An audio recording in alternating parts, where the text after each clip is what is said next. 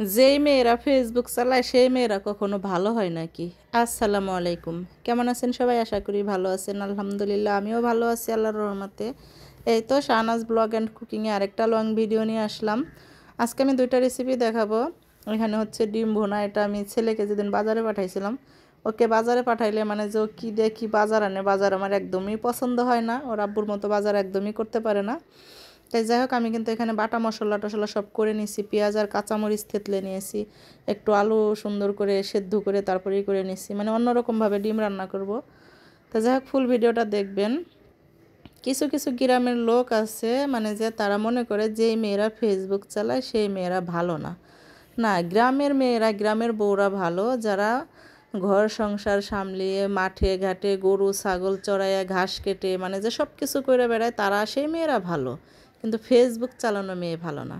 কেননা ফেসবুককে তারা তো ভিডিও দিয়ে শুধু শুধু মানুষকে দেখাইতেছে না, এখানে ভিডিও দিয়ে নিজের দক্ষতা অর্জন করতেছে, নিজের ডলার ইনকাম করতেছে। এই জিনিসটা তো তাদের সহ্য হচ্ছে না, এই জিনিসটা তো তারা মুখে বলতে পারে না। এই জন্য তারা কি বলে, লোকে তোমাকে ভালো বলছে না, তুমি ফেসবুক চালাচ্ছ, ফেসবুকে এই করছো সেই করছো। আসলে কি আর বলবো, অনেক কিছুই বলতে ইচ্ছা করে পারি না।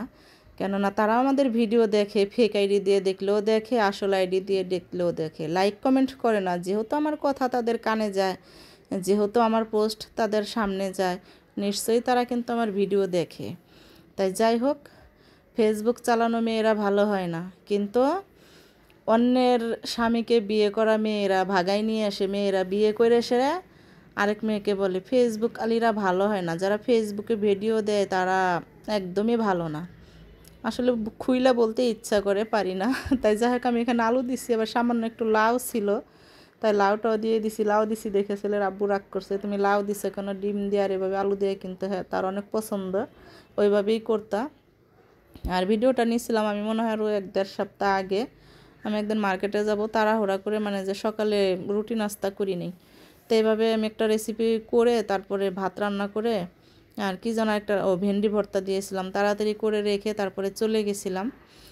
আর এদিকে আরেকটা রেসিপিও তো, তেলাপিয়া মাছ দিয়ে কচুরগাটি রান্না হবে।